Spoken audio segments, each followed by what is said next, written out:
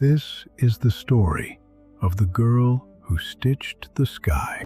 Maren had just drawn the last thread through the hem of the winter cloak when the first bells of evening moved softly through the village.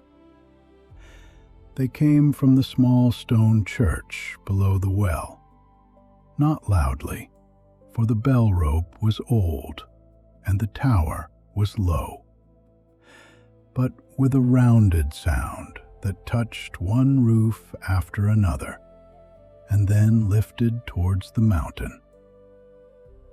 In her workroom, where the lamp had already been lit, and the day's final blue still rested at the window, she held the cloth between both hands and examined the stitches she had made. Each one lay where it ought to lie. None pulled, none puckered, none called attention to itself. The cloak would hang cleanly from the shoulders of the cooper's wife, who had asked only that it be made warm enough for market mornings and plain enough for Sundays. Maren smoothed the wool with the side of her palm and felt the quiet satisfaction of work reaching its proper end. The workroom was small, but it had the order of a place used every day by someone who trusted her hands. A narrow window looked east over the upper roofs of the village, beyond the smoke-dark chimneys and the sloped vegetable gardens, towards the mountain that rose behind them all. Shelves ran along the whitewashed wall, holding folded linen, rolls of homespun, scraps of velvet kept for collars and cuffs, and skeins of thread wound around cards in colors that seemed brighter in lamplight than they ever did by noon. There was the soft, dry smell of wool and old wood, and beneath it the honeyed scent of beeswax from the little cake she used to smooth her thread before passing it through cloth. Needles rested in a square of felt.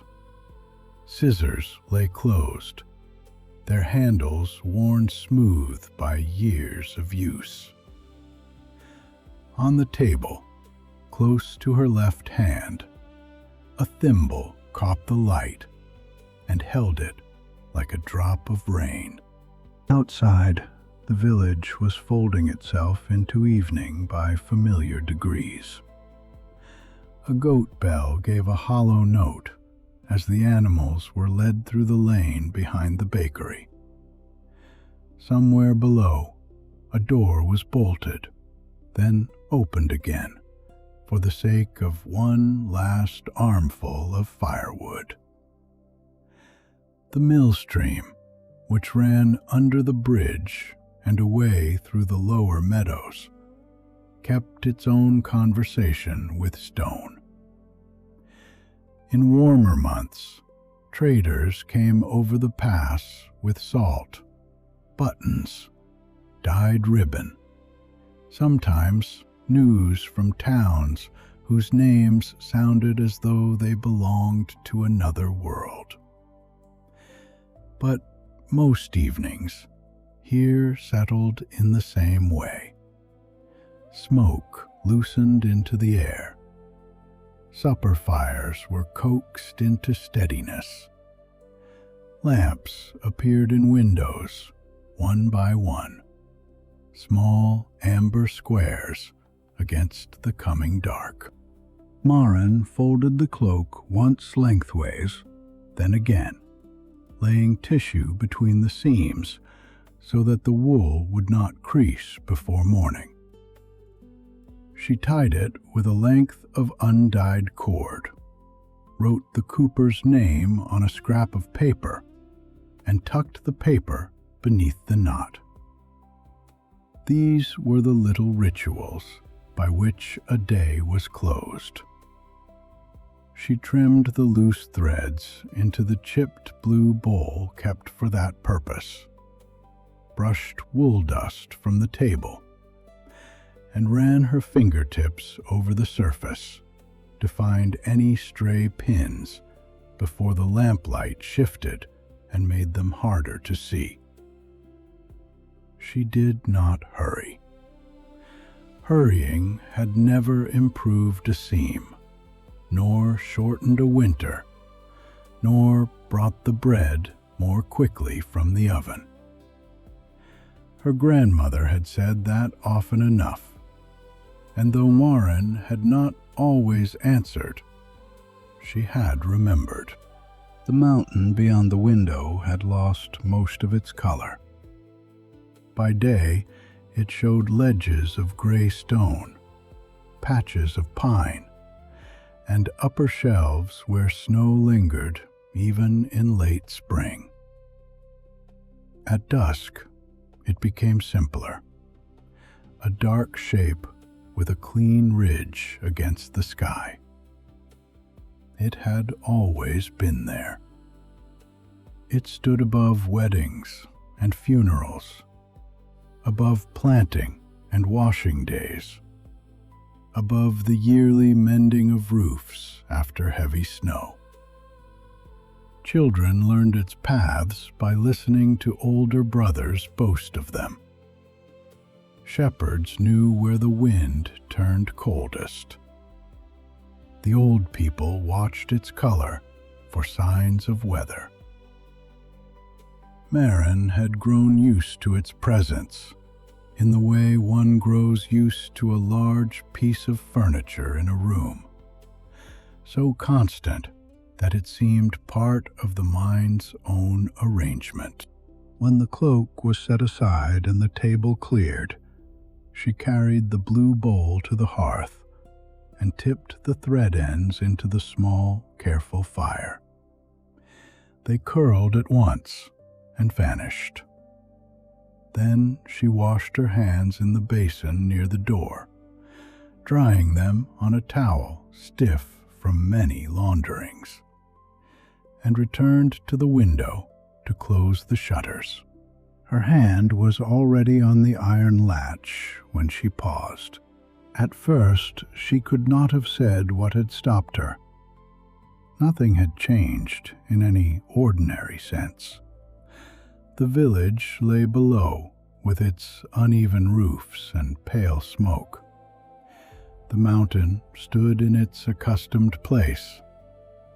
The sky above the ridge held the last light of evening, a clear, cooling blue, deepening by the breath.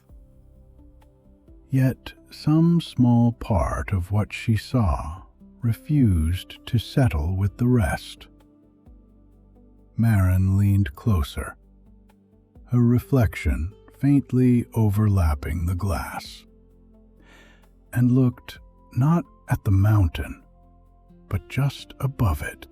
There, running straight across the sky, a little higher than the mountain's highest tooth of stone, was a line so thin she might have mistaken it for a scratch on the window. She lifted the latch and opened the casement. Cold air moved into the room, bringing with it the smell of damp earth and wood smoke. The line remained. It was not on the glass. It was not a cloud, for clouds had softness at their edges and belonged to the wind. It was not the shadow of a branch or a flight of birds or the distant track of smoke. It held itself with a precision no weather ever used. It was perfectly straight, dark as the space beneath a closed door, and narrow enough that she had to keep her gaze still to see it clearly. Maren stood a long while with the window open. The chill found the wet skin at her wrists and slipped into the room, stirring the loose corner of a pattern pinned to the wall. Below, someone laughed once in the lane. Then the sound was gone. A dog barked near the lower bridge. The bells had fallen quiet. The dark line above the mountain did not waver. It lay across the blue with the severe neatness of a cut made against a ruler. The wrongness of it was not loud. It did not press upon her or make the air tremble. It was quieter than that, and therefore more exact.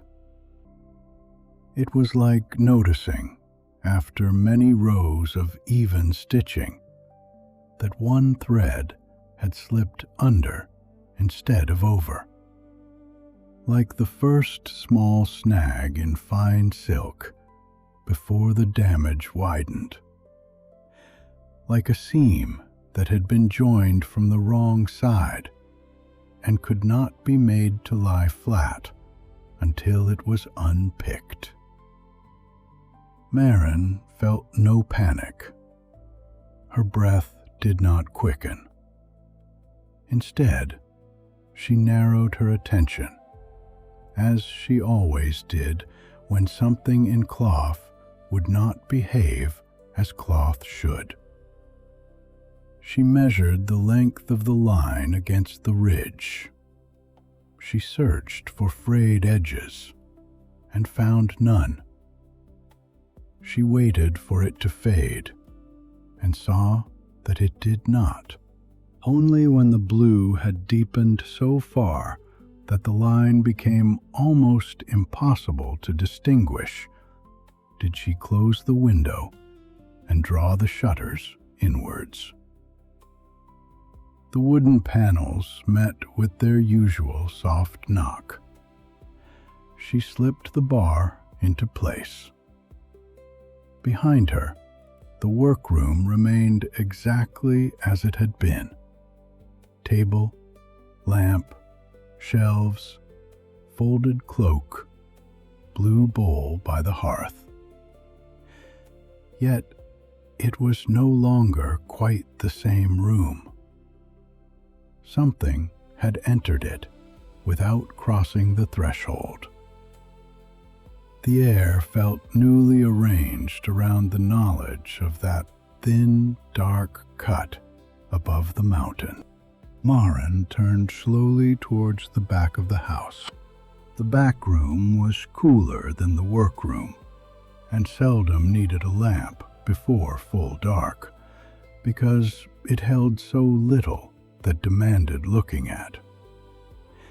It was a narrow space with a sloped ceiling, used for storing winter blankets, baskets of dried herbs, empty jars, bundles of linen too worn for customers but too useful to discard, and the few things that had belonged to her grandmother and had never found another place.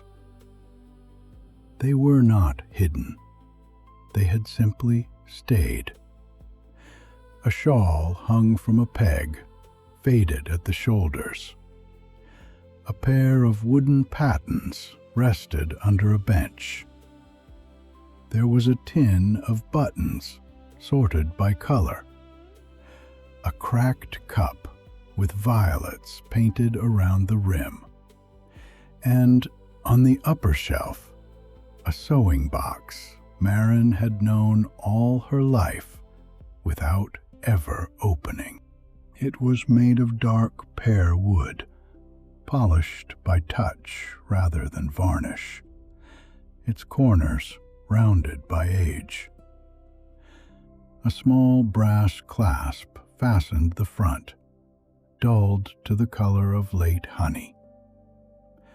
Along the lid, almost too faint to see, someone had carved a border of tiny interlocking diamonds, the kind that appeared on old woven bands and apron hems from villages higher up the valley. Marin lifted the box down with both hands. It was lighter than she expected, and yet the way it sat in her palms gave the curious impression of something patient, something that had kept its own counsel for years and had not minded waiting. She carried it to the workroom table and set it beside the lamp. For a moment, she only looked at it. Her grandmother had been a woman of few unnecessary words, with strong hands, silver hair always pinned low, and the habit of noticing what other people missed. She had taught Marin to knot thread without wasting it, to read a garment by its wear, to keep the good scissors wrapped in cloth, and to mend from the inside whenever possible. She had also, on certain evenings when wind pressed hard against the shutters, looked towards the mountain in a way Marin had never fully understood.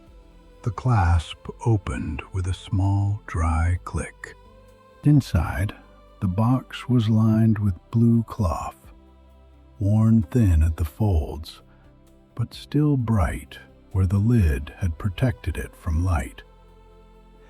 There was no clutter, no packet of ordinary pins, no spare hooks, no thimble gone out of shape. The first thing Marin saw was a needle lying in a shallow groove made for it.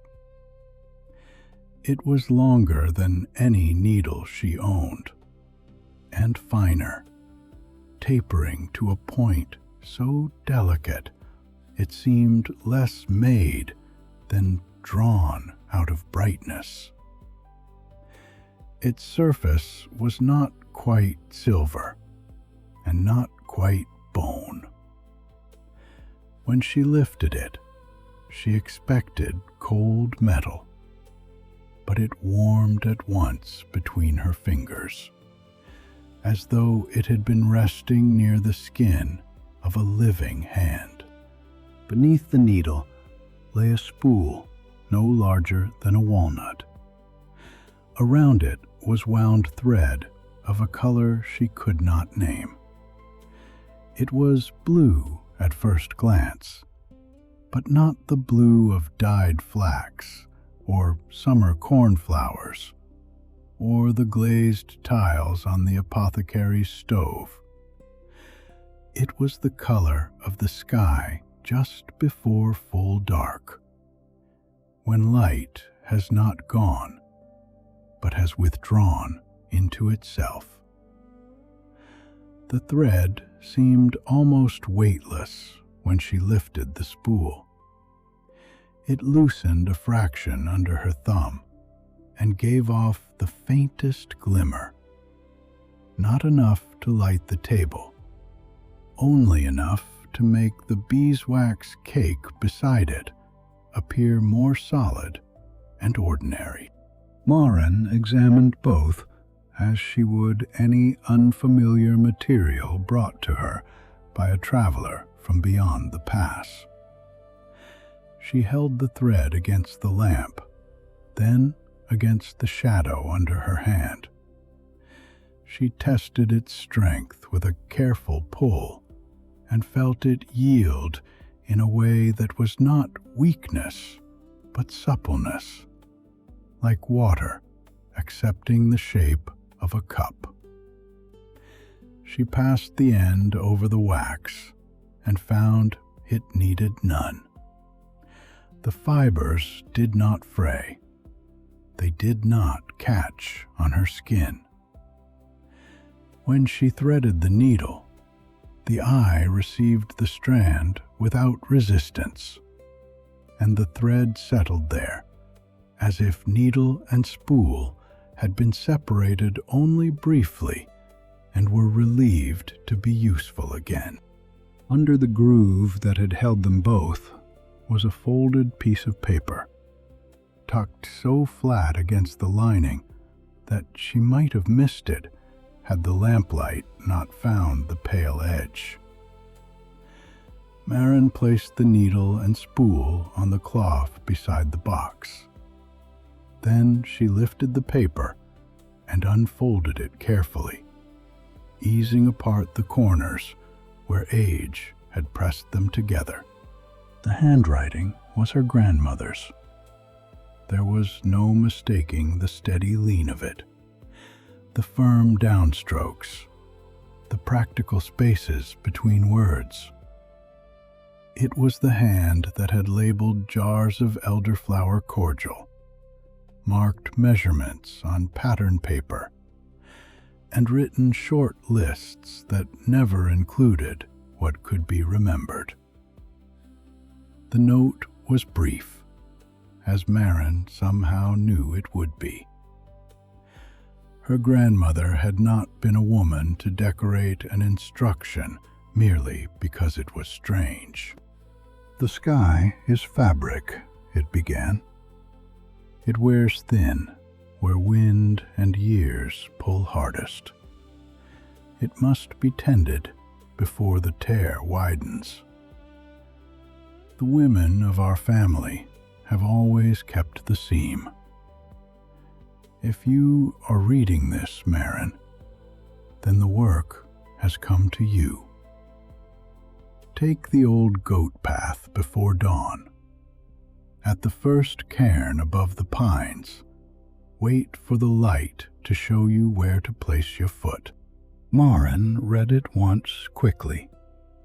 Then she read it again, slowly enough that each line seemed to settle into the room. Outside the shutters, the village continued its evening without alteration. Bowls would be set on tables. Children would be told to come in from steps and doorways. The baker would rake ash forward for the morning loaves. Somewhere in the darkness above all of this, the sky held a straight, dark wound. She did not think at first of whether she believed the note. Belief was a word used for things at a distance.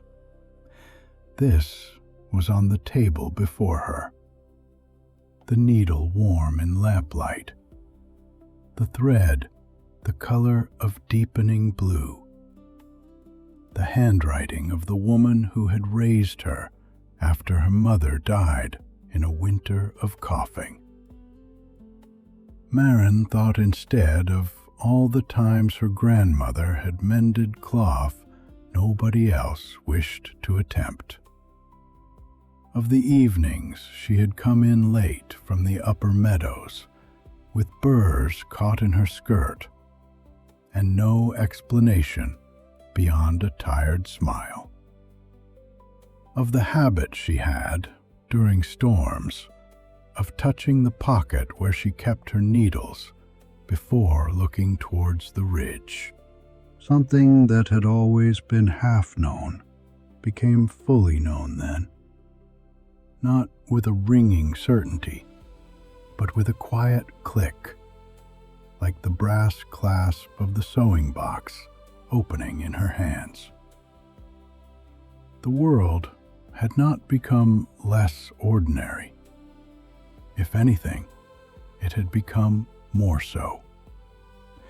The mountain, the workroom, the thread, the old note, the sleeping village, all seemed bound together by some long seam she had only just learned to see.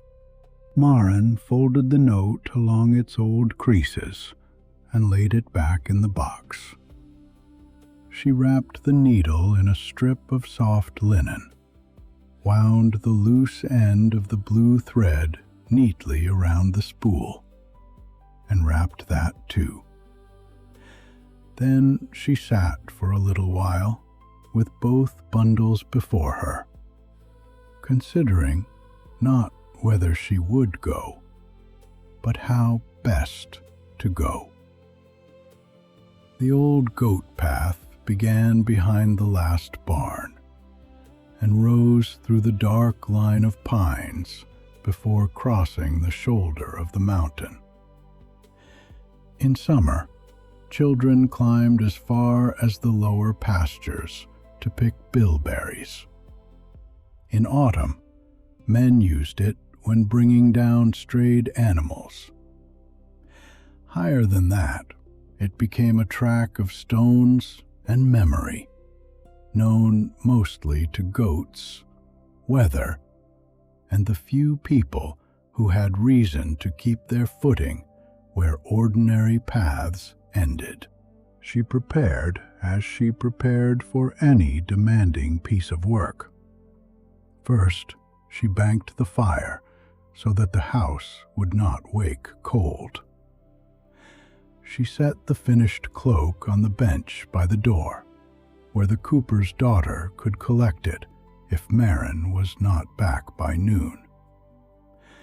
She chose a woolen skirt, short enough not to catch on stones, thick stockings, her oldest boots, and a coat whose pockets were deep and well sewn.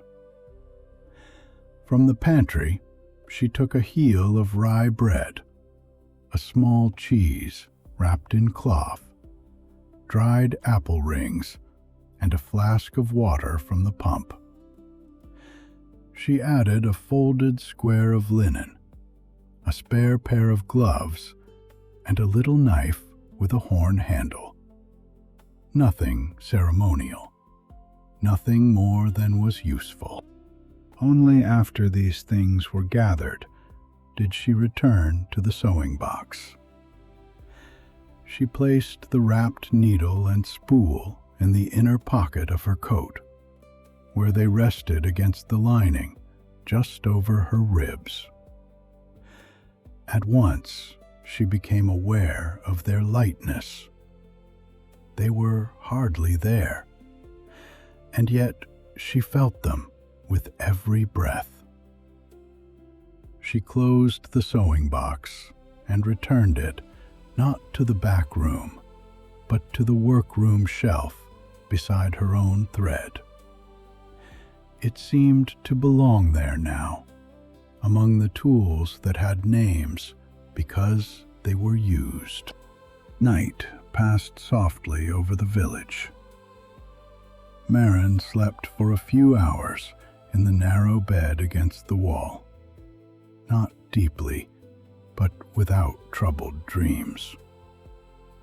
Once she woke to the sound of wind moving under the eaves and knew before opening her eyes that the tear was still above the mountain. The thought did not frighten her. It simply waited. When she rose, the room was cold enough to show her breath. The sky beyond the shutters was dark, and the village lay in that hushed hour before first light, when even familiar houses seemed to be holding their shape by memory alone. She dressed without lighting the lamp. The floorboards knew where to creak, and she avoided them by habit. In the kitchen, she drank a cup of water, wrapped her scarf twice around her throat, and listened. No cartwheels, no voices, no hens stirring in the neighbor's yard. Only the mill stream below, steady under its skin of darkness, and the faint shift of rafters cooling after the fire's last warmth. At the workroom door, she paused. The room was almost invisible, but she knew every part of it. The table under the window, the shelves, the chair with its woven seat, the bowl for thread ends, the folded patterns held by pins along the wall. By evening, it might look unchanged. The cloak might be gone from the bench. Light might lie again across the table. Someone might pass below and call her name for a hem, a sleeve, a torn apron. Yet for a moment, she understood that leaving a familiar place can make it newly dear, as though every quiet object had turned towards her without asking to be kept. Maren closed the door gently behind her. The lane outside was a ribbon of pale stone between sleeping houses. Frost had silvered the edges of the well and the handles of the carts left under the eaves. High on one roof, a cat watched her pass with round, unblinking eyes. The bakery chimney had not yet begun to smoke. The church bell hung silent in its small tower. Maren walked downhill at first, because the lane curved that way before turning towards the barns, and her boots made a soft, careful sound on the stones. As she passed the fountain, she looked up. The tear was not visible in the dark. The mountain was only a greater darkness against the stars, and the sky above it seemed whole to any eye that did not know where to look. But Maren knew. She felt the place of it, as one feels in mending the hidden weakness beneath cloth not yet torn. The needle and thread rested in her pocket, light and steady, and the note's final instruction moved through her mind with the calmness of remembered advice. At the first cairn above the pines, wait for the light.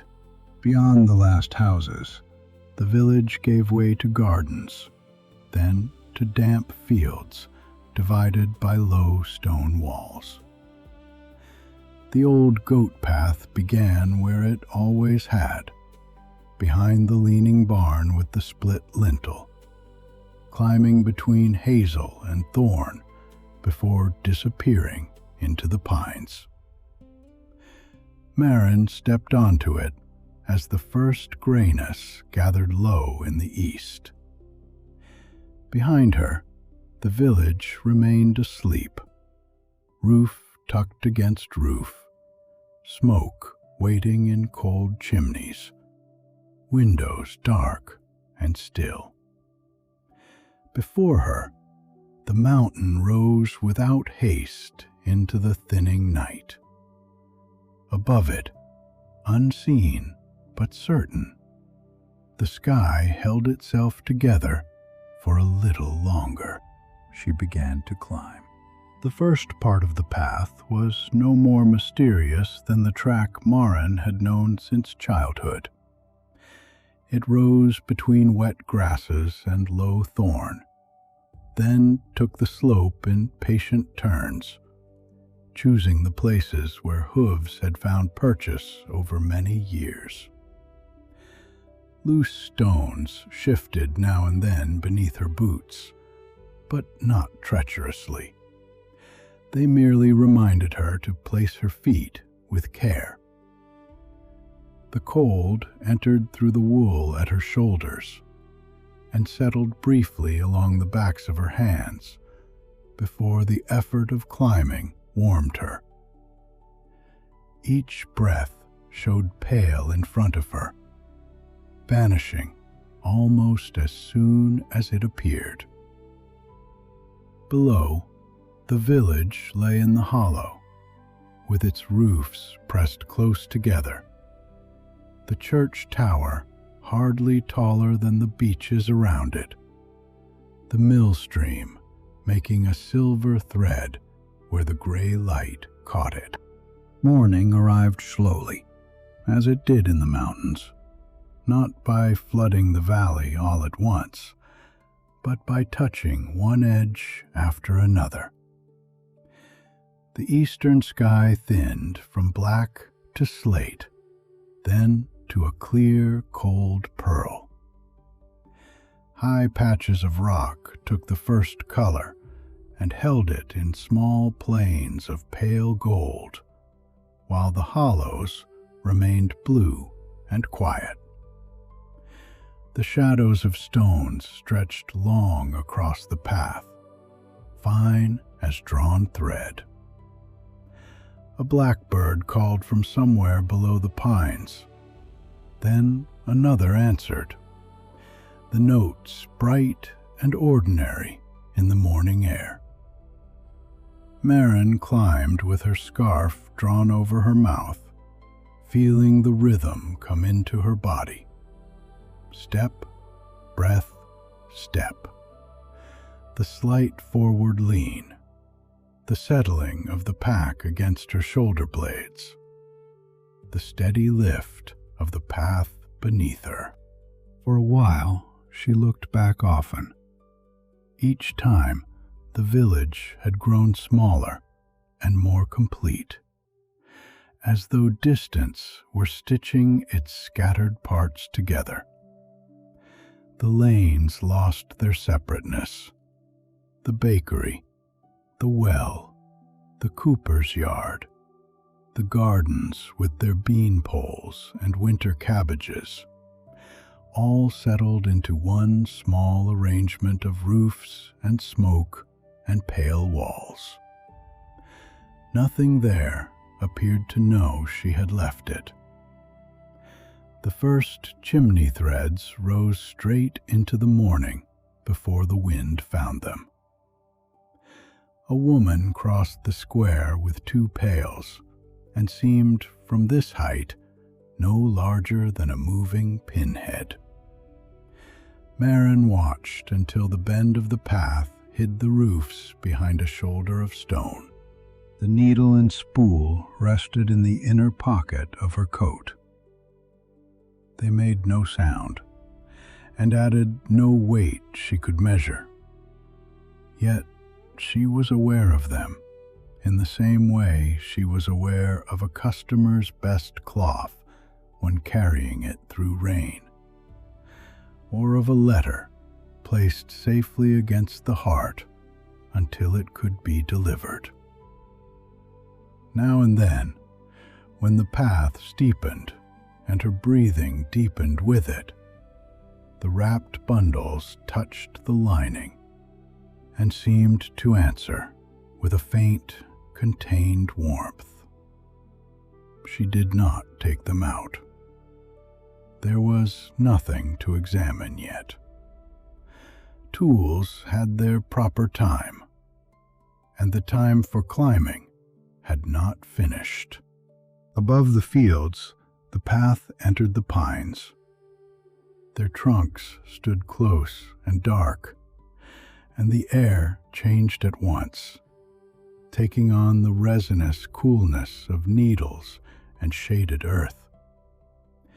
Frost lingered here in the shallow pockets where the sun had not yet reached, white along exposed roots and gathered in the cups of old hoofprints. Maren placed her hand once against a trunk to steady herself, and felt the rough plates of bark beneath her glove.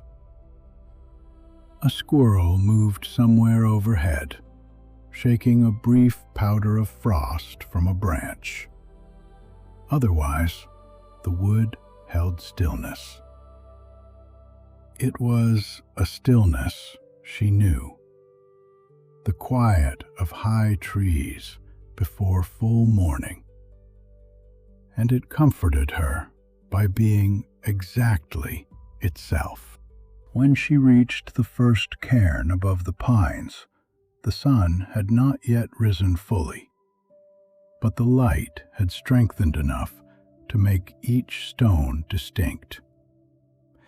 The cairn stood at the edge of a small clearing where the trees thinned and the mountain opened into scrub and rock. It was not large, no higher than her knee, built of flat pieces laid with the care of many hands and repaired more than once.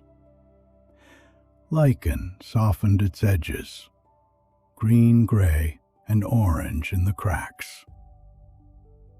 Marin stopped beside it, remembering the note. She waited. The air cooled around her damp collar.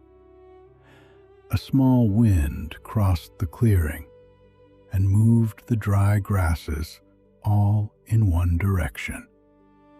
Then let them go. At first, nothing appeared to change.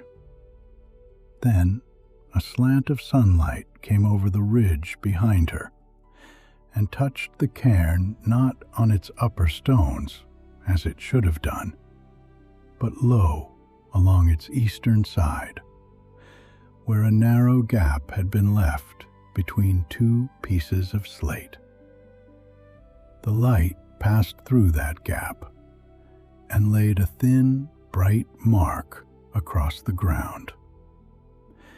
It pointed not along the visible path, which turned left around a patch of dwarf juniper, but towards a scatter of stones Marin would have taken for a dry wash.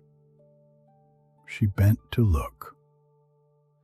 Between the stones, half hidden by last year's grass, was the true continuation of the goat path, narrow as a hem and angled towards the higher shoulder of the mountain. She thanked the cairn silently, not because stone required thanks, but because gratitude sometimes needed a place to rest. Then she followed the light's direction. The new path climbed more steeply. It crossed bands of hard gray rock where she had to use her hands, then passed through low scrub that caught at her skirt with dry fingers. Once she paused to drink from the flask and looked down again. The village was now partly hidden by the folds of the lower slopes. Beyond it, the valley opened in long meadows marked by walls and winter-bare trees. A cart moved along the road beside the stream, its wheels too distant to hear. The whole world below seemed perfectly arranged for ordinary living, and the ordinariness of it mattered to her. It was what the sky sheltered. It was what the seam, wherever it truly lay, had always been holding. By mid-morning, the pines had fallen well below her, and the mountain no longer gave her shade. The sun stood clear, but the air remained sharp. Patches of old snow lay under ledges in grainy folds, edged with grit. Moss clung to damp places in a green so intense it seemed almost lit from within. The path, although narrow, was still a path, a line worn by passage, visible in the crushed grasses, the rubbed stone, the occasional dark pellet left by goats. Marin climbed steadily, stopping when her breath asked her to stop, continuing when her legs had found themselves again. Her hands grew dusty from rock. The bread in her pack thumped lightly against the cheese with each step. This was the labor of a real mountain under a real morning, and for some hours nothing contradicted it. Then, somewhere above the height where sheep were sometimes brought in summer, Marin noticed that the rock beneath her boots had changed. It did not crumble. It did not sink. It bore her weight as stone should. Yet its certainty had altered. When she set her foot down, the surface received the pressure with the faintest suggestion of give. Not softness exactly, but response. It was like stepping on tightly stretched canvas laid over boards, or on thick felt covering something harder beneath. She crouched and pressed her palm to it. The rock was cool, rough, and veined with quartz. And still, under the heel of her hand, it seemed to remember being something else. She did not try to explain this. Explanation was not always the first useful thing. When a cloth arrived whose weave she did not recognize, she first watched how it behaved under the needle. She stretched it a little, felt its weight, examined the way light crossed it. So now she continued, placing each foot with care and observing. The path still wound upwards, but its edges had become less plain. Grass no longer marked it clearly. Instead, there were small agreements between stones. A flatter piece here, a pale scrape there, a turn suggested by the slope rather than declared by use. Marin followed those agreements as she might follow the faint line of an old alteration unpicked from a skirt. The light, too, had begun to behave strangely. The sun was to her right and somewhat behind her. She knew this from the warmth on one side of her face and from the shape of the mountain's shadow below. Yet the shadows of the stones before her fell forward and left, as though answering to another brightness higher up. They were not long, not short, not any length that belonged to the hour. They lay thin and precise, bluish at the edges, and when the wind moved over them, they seemed to hold still, while the grasses trembled through them. Marin stopped and lifted her eyes. The sky above the ridge was pale and empty. No cloud passed over the sun. No bird crossed the light. Still, the shadows kept their quiet disagreement with the morning. Sound changed more slowly. She became aware of it first when she knocked a small stone loose and listened for the familiar scatter down the slope. It fell, struck once, then again, and the second note carried a faint resonance, almost like the hum of a glass rim touched by a wet finger. Her own footsteps had deepened. The crunch of grit under her soles no longer ended when her foot lifted, but remained for a moment in the air, thinned and lengthened, as though the mountain were remembering each step after she had taken it. The wind, which had been only wind below, now contained a thread of tone. It was not music. It was too slight for that, and too continuous. It was the sound of distance being drawn through a narrow space. Maren kept climbing. The strangeness did not ask anything from her except attention. It neither hurried nor hindered her. Once she touched the inner pocket of her coat, and the needle and spool answered with the same faint warmth, steady as a covered ember. She thought of her grandmother's hands folding the note, choosing those few words and no others. How many times had she come this way?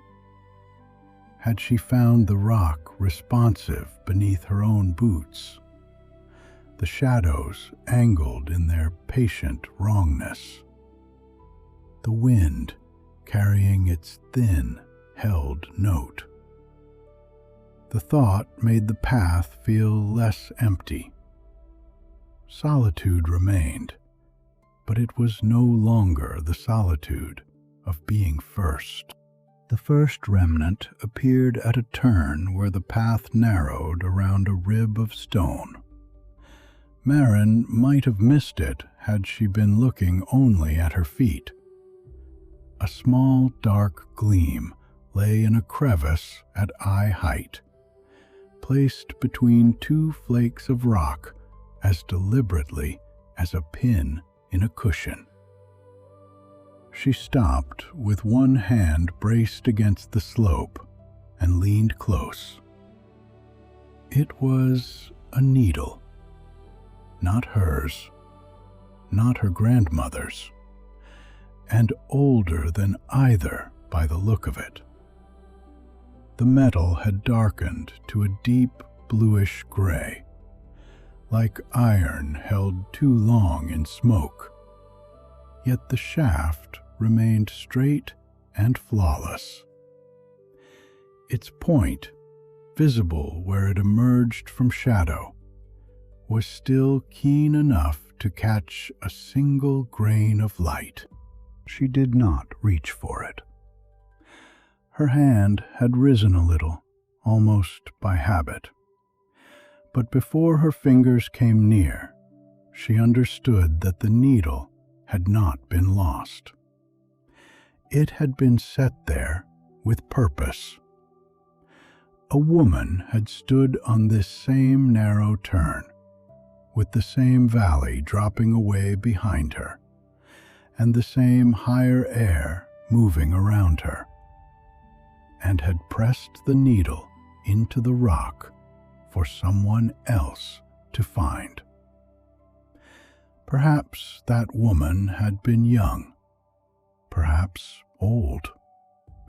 Perhaps she had come from Maren's village, or from another beyond the ridge, whose name had worn away from maps and speech alike. Nothing of her remained here but the careful placement of a tool, and the trust that another hand, one day, would read it correctly. Maren stood before it for a quiet moment. The wind moved her skirt against her boots. Far below, the village was no longer visible, hidden by the mountain's lower folds. But she could imagine it precisely, smoke, bell, water, the narrow window of her workroom dark from outside.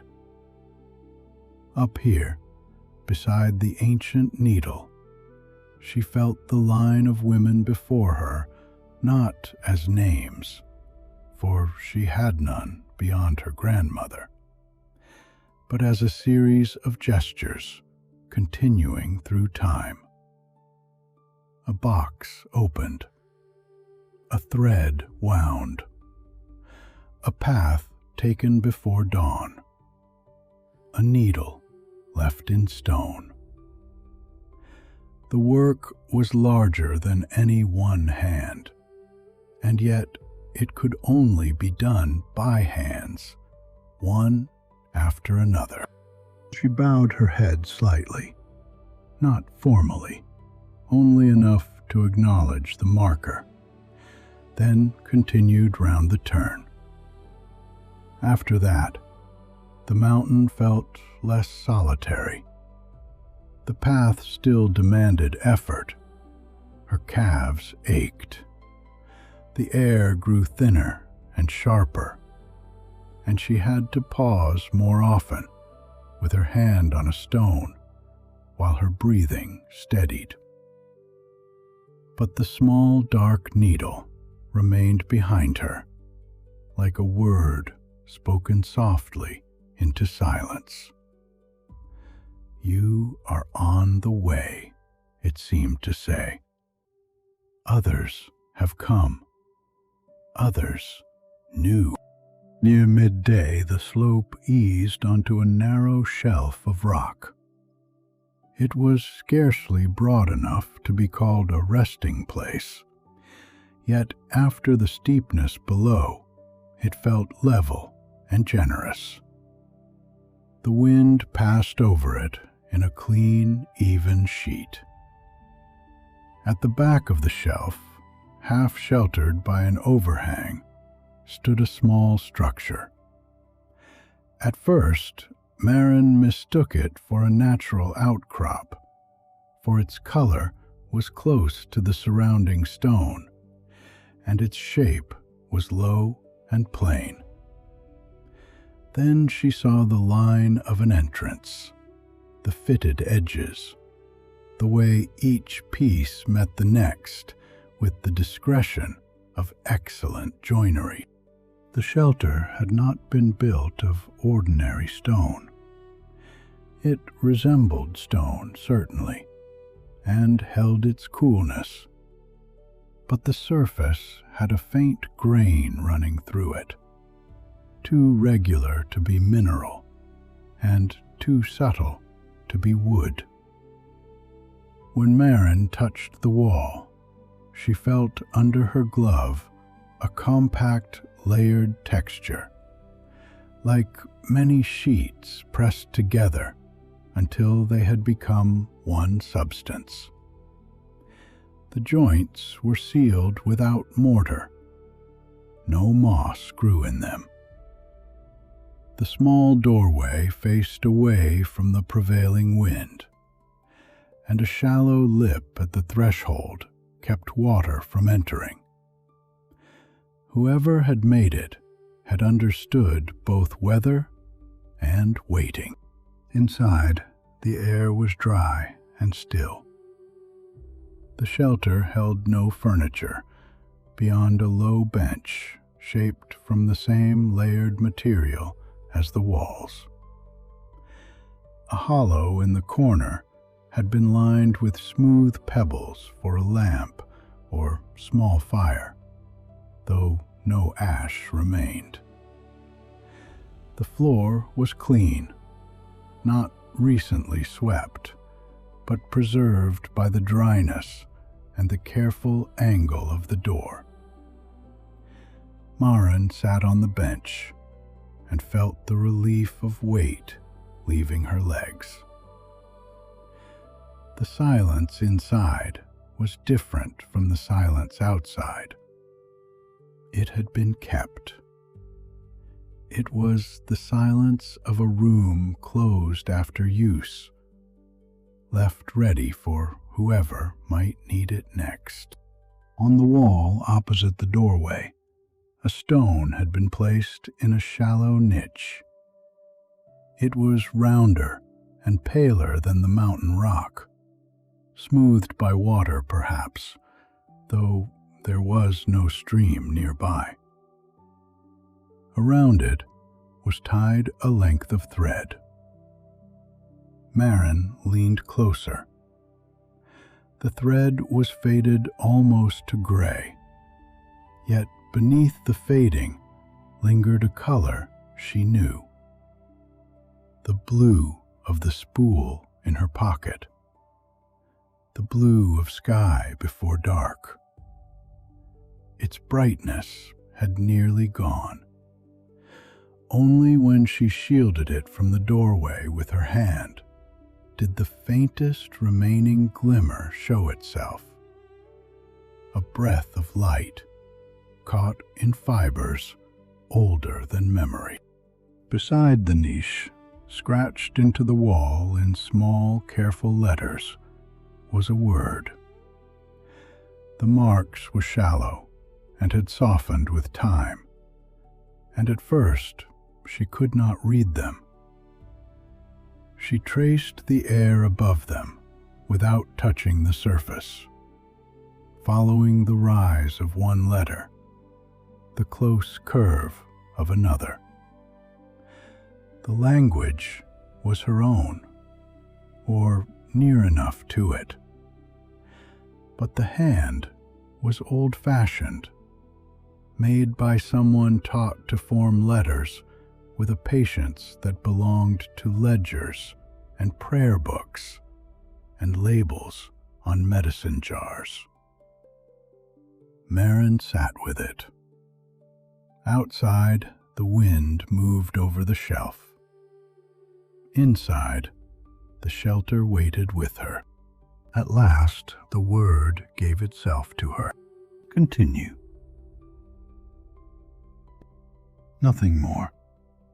No explanation. No promise that the way would be easy. No warning that it would be hard. No name carved beneath it, asking to be remembered.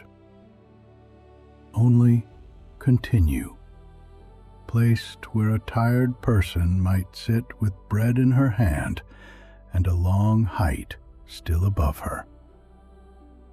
The simplicity of it entered Marin more deeply than any grander message could have done. She took out her food and ate slowly. Rye bread, dense and faintly sour. Cheese, cool from the morning air. 2 rings of dried apple that tasted of late summer, stored in a kitchen jar. She drank a little water and let her breathing return to itself. Before leaving, she took the wrapped needle and spool from her pocket and laid them for a moment on the bench beside her. In the shelter's dimness, the blue thread stirred with a clearer light than it had shone below. Not brighter exactly, but more awake. The old thread around the stone answered faintly, a remnant recognizing its kin. Marin watched the 2 glimmers, one strong, one almost gone, and felt a tenderness that surprised her. It was not sadness only. It was the tenderness one feels for a well-used tool, a worn sleeve, a step hollowed by feet that have passed and will not pass again. Then she wrapped her own things carefully and returned them to her pocket. Outside, the day had altered.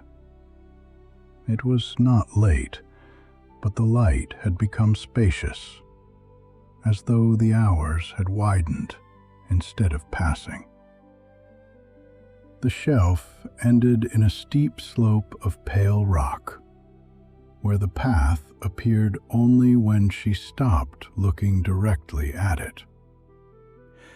If she fixed her gaze, she saw broken stone and small tufts of wiry grass. If she softened her attention, a root revealed itself by the faintest differences of texture. A smoother plane here, a shallow dip there, a sequence of places that invited a foot. Marin followed them upwards. The mountain changed more openly after the shelter, though still without abruptness. Rock faces took on a weave when seen from the corner of the eye, threads of gray and silver crossing under the surface.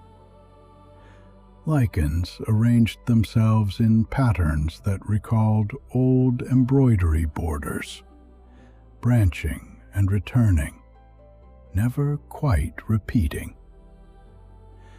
The wind no longer came from one direction. It moved around her, as water moves around a stone in a stream, parting and meeting again with a low, sustained murmur. When she rested her hand on the slope, she sometimes felt a vibration too fine to be called trembling, like a loom at work in a distant room. There were fewer ordinary signs of the mountain now. No droppings, no bird calls, no hardy flowers folded against the cold. The world below had not vanished, but it had become a memory held at the lower edge of her mind. In its place came a clarity so complete it felt almost transparent. She could see each ridge of skin across her knuckles when she removed a glove to tighten a strap.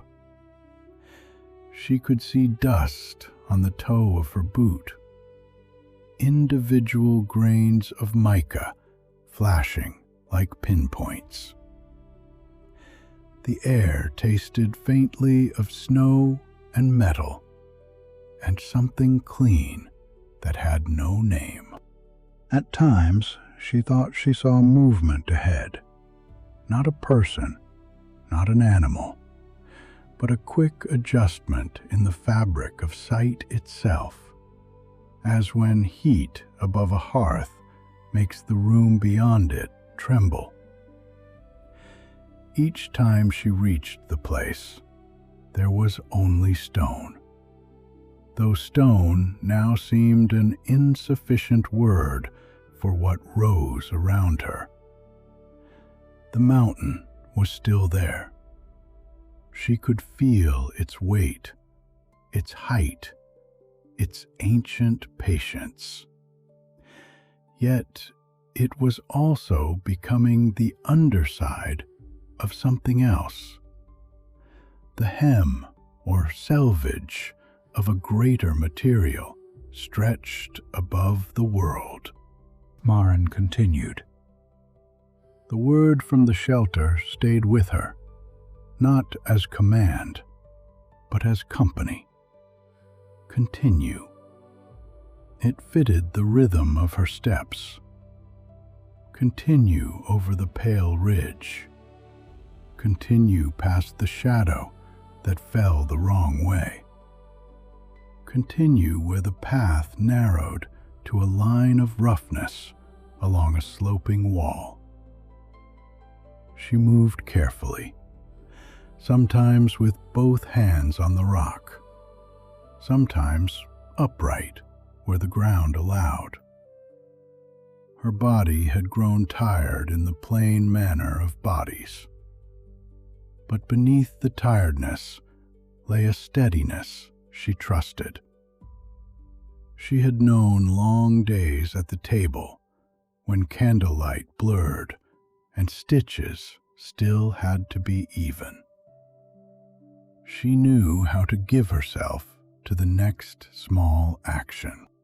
In the later light, though later was only a guess now, the slope began to flatten.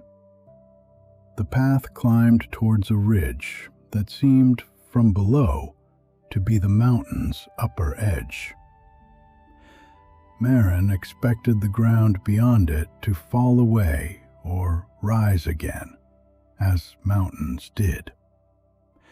Instead, when she came within a few paces of the crest, she saw that the rock ended.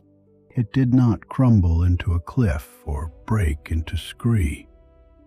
It simply stopped, with an edge as clean as cut cloth. Beyond it, there was no further slope, no hidden plateau, no second peak waiting behind the first. The mountain's substance came to an exact finish, and above that finish, the sky began close enough to touch. Marin stood very still. Her last step had brought her into a place where all the distances she had trusted since childhood had quietly folded in upon themselves. From the village, the sky had always been far, immeasurably high, a dome of weather and color above roofs and fields. Here, it rose directly before her, not above, but ahead, vast and present, and textured by light. For a long while, she did not look for the tear. She looked first at the sky itself, because it was not what distance had taught her to imagine. It was blue, yes, but blue was only the color it offered to those below. Up close, it held layers within layers, fine as gauze in some places, dense as fulled wool in others. There were threads of silver running through it, at angles too subtle to follow, and deeper strands of indigo drawn tight beneath the surface. The light did not shine upon it. The light moved through it, caught in the weave, and released again with a softness that had no glare. In places, she could see tiny variations, knots perhaps, or old repairs, faint lines where hands before hers had worked so neatly that only another seamstress would notice. Then she saw the tear. From below, it had been a hairline, a dark mark held just above the mountain. Here it was wide enough that Marin might have put both arms through without touching either side. It ran horizontally across the sky's fabric, the edges clean and precise, as though some immense blade had passed silently through and gone on into distance. There was no raggedness, no fray, no fluttering loose end. That made it stranger, and, in a way, more beautiful. The fabric on either side remained taut, yet along the cut she could see its thickness, not a flat surface at all, but layer upon layer of luminous material, each one finer than silk and stronger, she felt, than any sailcloth ever stretched against weather. Maren approached slowly until the toes of her boots came near the mountain's final edge. The drop below did not call to her. It was as if ordinary height had been left behind lower down. All her attention moved towards the opening. The air at the tear was cool, but not windy. It carried the faint scent of rain before it falls, and of linen dried outdoors, and of stone warmed by a sun no valley had seen. She heard, very softly, the tone that had been in the wind during the climb, now resolved into many tones woven together. They did not form a tune. They formed an order, patient and immense. Through the tear, she saw what lay behind the sky. It was not darkness. It was not emptiness. It was a vast inner architecture of light and structure, so far-reaching that her eyes could not take it in all at once. Great ribs curved away into distances without weather, pale as moonlit bone and delicate as the inside of a shell.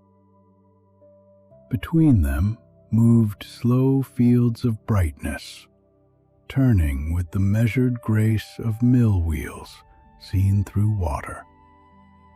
Threads broader than roads and finer than thought crossed from one shining spar to another, carrying color in pulses too gentle to startle.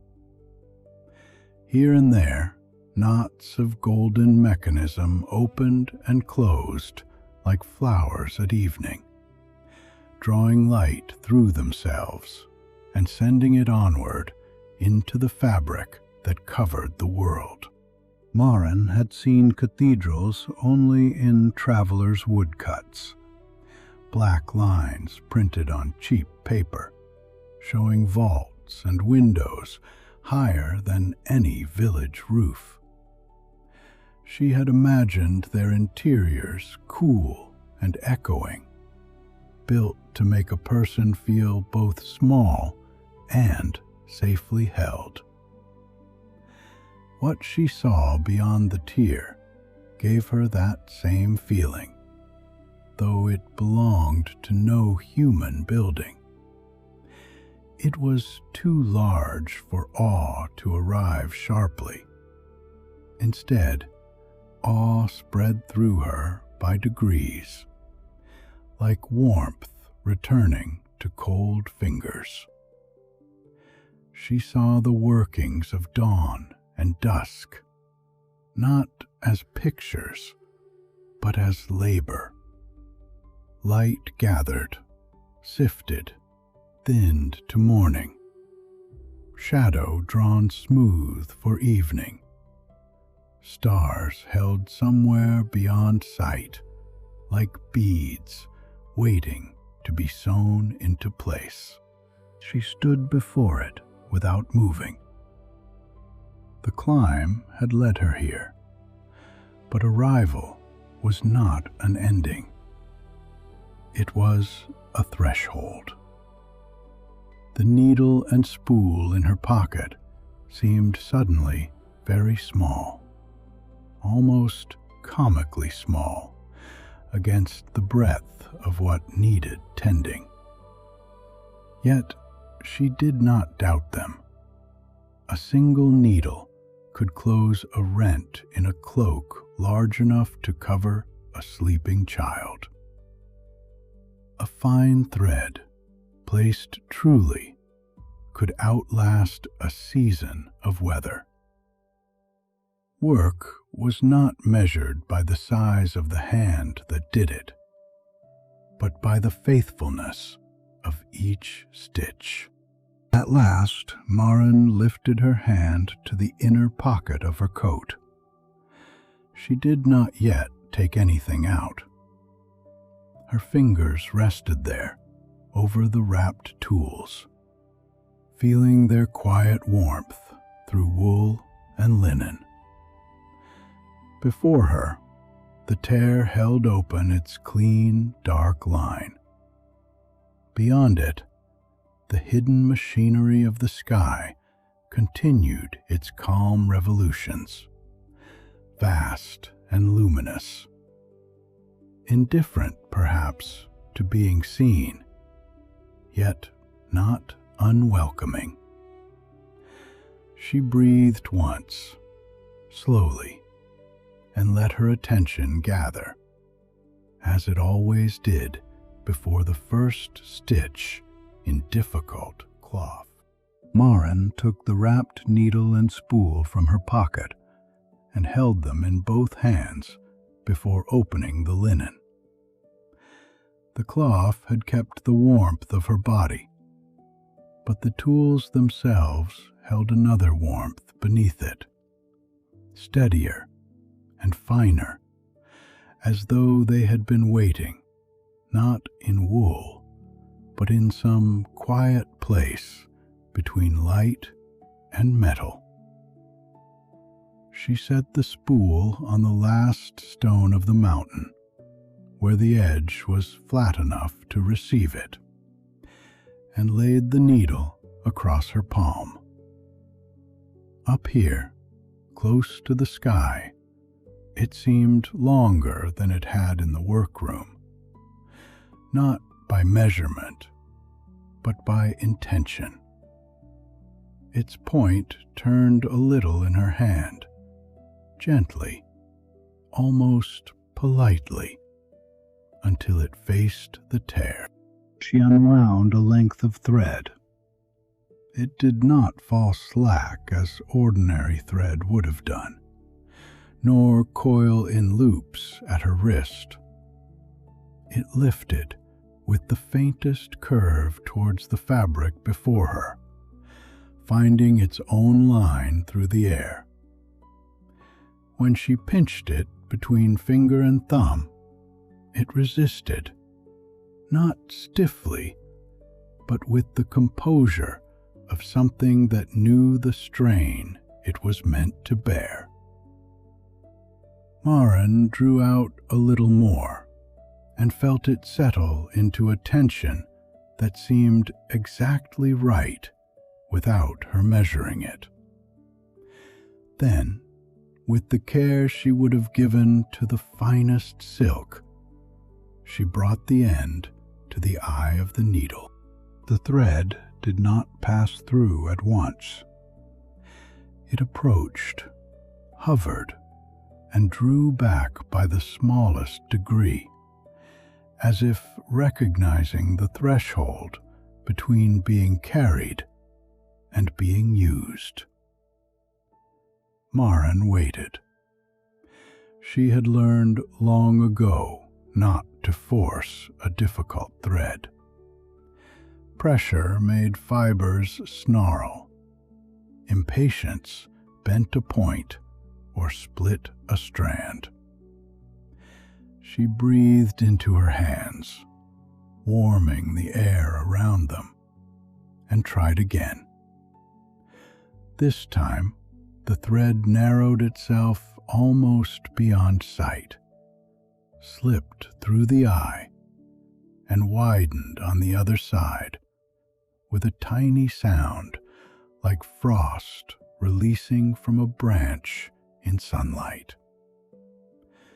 The needle became heavier for one breath, then perfectly balanced. Maren stepped closer to the tier. The edges were at the height of her shoulders, though height itself behaved strangely here. And when she lifted her hands, the sky seemed to meet them rather than require her to reach. She chose the leftmost end of the wound, where the cut began in a narrow point, and the layers of blue were drawn tight around it. The first stitch mattered, as first stitches always did. It set the angle for all that followed. She placed the needle against the lower edge, found where the fabric would receive it, and pressed. There was resistance, not hardness, not refusal, but the deep, living resistance of dense cloth that had borne weather for centuries. The needle paused against it, and Maren felt through her fingers the thickness of the sky. Gauze and wool and sail and water and light, all gathered into one impossible substance. She kept the pressure even. The point entered. The fabric yielded with a slow, inward softness, and the needle passed through the lower lip of the tear, across the dark space between, and out through the upper edge. When she drew the thread after it, the blue strand shone briefly, then sank into the weave and held. The sound was very small. It was not the scratch of metal through cloth, nor the whisper of linen on linen. It was nearer to the note made when a drop of water falls into a full basin in a quiet room. Round and complete, gone almost before it could be heard. Beyond the tear, the great inner architecture continued its slow turning. A pale rib shifted light along its length. Somewhere far within, a golden mechanism opened and closed. Maren drew the stitch snug, not tight. A mended seam should hold without strain. The two edges moved towards one another by no more than the width of a breath. So the work began. She took the second stitch a little to the right of the first, keeping the spacing even, watching the angle of the thread as it crossed the opening. The needle warmed and cooled in her fingers according to pressures she could not see. Sometimes it guided her hand a fraction higher, sometimes lower, never taking command, only suggesting the place where the fabric would close most cleanly. Maren accepted these suggestions, as she accepted the behavior of any material once she had begun to understand it. Cloth always spoke, if one listened closely enough. This cloth spoke in light and tension. The rhythm came slowly, needle in, crossing the dark, out through layered blue. Draw the thread, feel the catch, ease it flat, pause. The next place revealed itself only after the last had settled. If she hurried, the thread brightened sharply beneath her fingers, a silent warning, and the fabric around the tear held itself apart. When she slowed, it yielded. The work asked to be done at the pace of sky, not of hands alone. Maren let her breathing follow it. In time, the space before her narrowed until there was only the edge of the tear, the line of thread, the glow within the needle's eye, and the next small opening awaiting repair. Time changed around the stitching. It did not stop, for the light beyond the tear continued to move, and the sky's colors deepened by degrees. But it no longer passed in the ordinary manner. Minutes became wide enough to enter. Hours folded themselves into a single, repeated gesture. Her arms grew accustomed to being lifted. Her shoulders found a place of effort and rested there. The soles of her boots knew the stone beneath them so thoroughly that she ceased to think of standing. There was the needle, the thread, the fabric, the crossing, the drawing through. Again, again, again.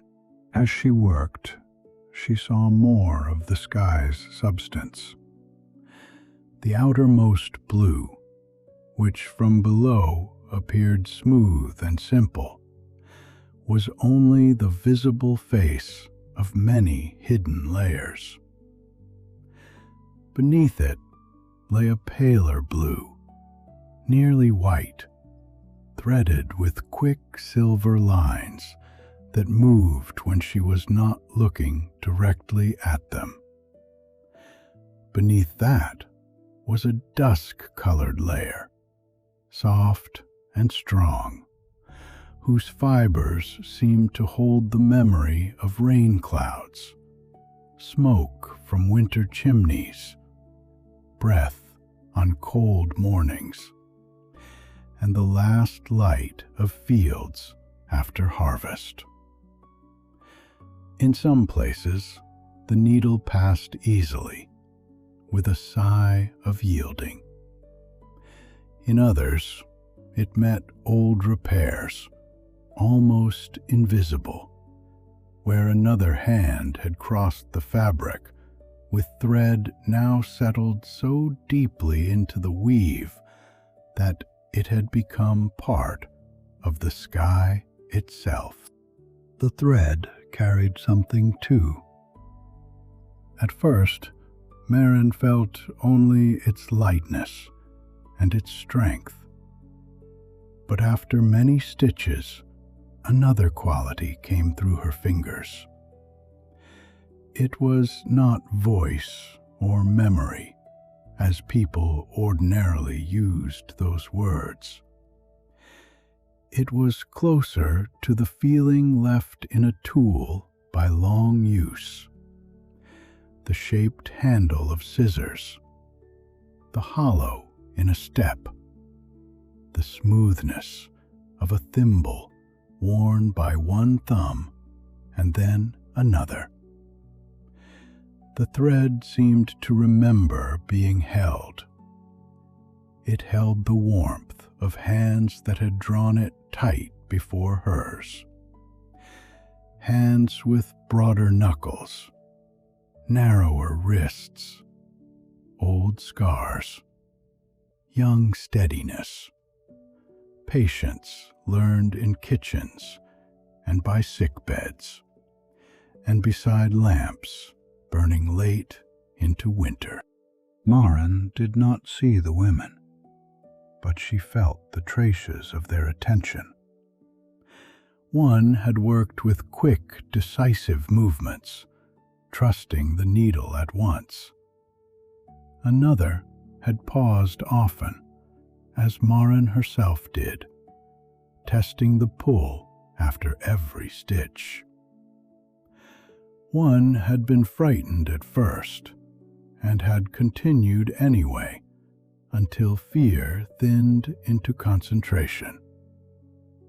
One had sung under her breath, though no tune reached Maren. only the knowledge of breath shaping sound. One had come in great age, her hands slow but exact. None of them spoke. None needed to. The thread made a quiet companionship of their work, and Marin's own stitches joined it, not as an ending, but as one more length wound through the same long task. The gap narrowed. At first, it had seemed too wide for such small motions to affect it. Yet, stitch by stitch, the edges drew closer. The dark space between them thinned from the width of her forearm to the width of her hand, then to less. Through it, she saw once not the inner machinery, but a downward opening where the world below appeared. The view came suddenly between two drawn layers of blue, the mountain falling away into night, the pines like black brushstrokes, the valley cupped beneath them, and the village, small and dark, entirely asleep. No lamp showed in her workroom window. No smoke rose. The roofs rested under the sky she was mending, unaware of the thread passing above them. The sight lasted only until the next stitch pulled the edges nearer and hid it. She continued from left to right. Her hands had learned the material now, though learned was too simple a word for a knowledge that renewed itself with every pass of the needle. The sky could not be treated as wool or linen or silk, yet all her years with those materials helped her. She knew when to ease rather than pull. She knew how to keep a seam from puckering. She knew that strength often came from many small, even crossings, rather than one hard knot. The needle moved through the upper edge, down across the narrowing space, through the lower, then back again. The thread lay in a pattern that was not quite any stitch she had been taught, and yet contained something of all of them. Ladder, herringbone, invisible mend, the old village darning used on socks too precious to replace. Midway along the tear, the needle hesitated. It was not the earlier resistance of thickness or tension. This was different.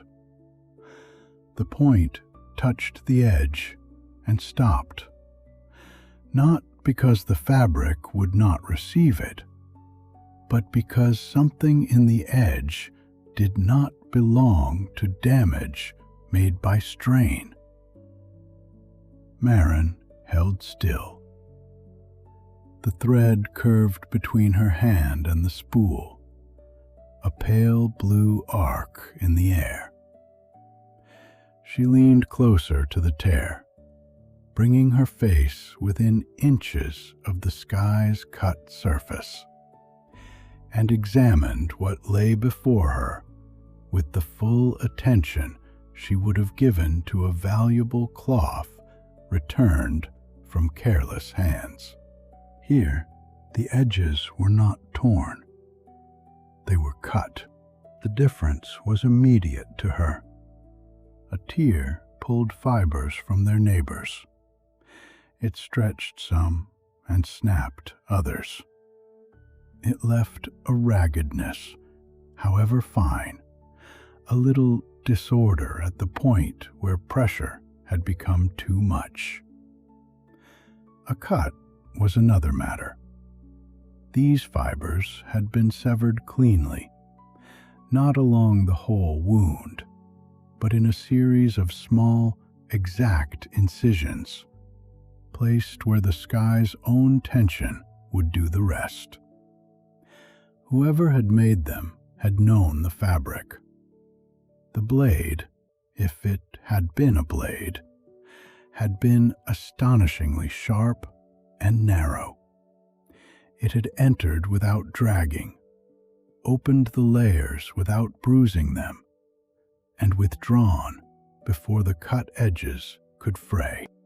Maren traced the air beside one incision, then another, not touching them.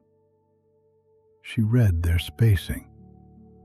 She saw how one had been angled into a silver support thread, another through the dusk blue layer below, a third placed just where an old repair crossed beneath the surface. This was not ignorance. It was not storm, not age, not the slow wearing thin her grandmother's note had prepared her to mend. Someone had come with knowledge enough to harm what knowledge had long protected. The feeling that moved through her was quiet and complex. It had no room in it for fear, and anger, if it came at all, came only as a distant warmth beneath the ribs. What she felt most clearly was sorrow for the fabric, for the old repairs cut through with such care, for the hands whose work had been undone in places by another hand equally careful. There was tenderness in it too, and something firm beneath tenderness. In the village, when a garment came to her deliberately damaged, she did not spend the first hour asking why a person had done it. She looked at what remained. She saved what could be saved. The questions could wait, if they ever found answers. The seam could not. So she changed her method. Around the cut places, she made smaller stitches, setting them closer together, catching the uninjured layers beyond each incision, and drawing support from where the fabric still held its memory of wholeness. The needle seemed to understand. It angled itself with exquisite delicacy, dipping under threads Maren could barely see, and rising where the blue thickened enough to bear a pull. The sound changed too. Each stitch here made a lower note, soft and resonant, like a bell heard through snowfall. The deliberate cuts did not close as easily as the torn places, but they closed. One by one, the clean edges met and accepted the thread. Beyond the tear, the architecture of light continued its measured work. Maren did not look at it often now. Wonder had become part of the room she worked in, present but no longer demanding her attention. Her world had narrowed again to the exact place before her. The blue thread passed through the sky and back, through damage made by time and damage made by intention. And in the passing, it made no distinction between them, except the practical distinction of how they must be mended. Repair was repair. Each stitch asked the same honesty. After the cut places, the work entered another quiet stretch. The tear narrowed to a long, dark slit, then to a seam of shadow no wider than a ribbon. Marin's hands moved with a steadiness that seemed to belong both to her and to the women held in the thread. Her fingers had begun to ache at the joints, not sharply, but with the full, used feeling that came after hemming heavy cloth all afternoon, or sewing through leather at a collar. The pad of her thumb had gone slightly numb where the needle rested.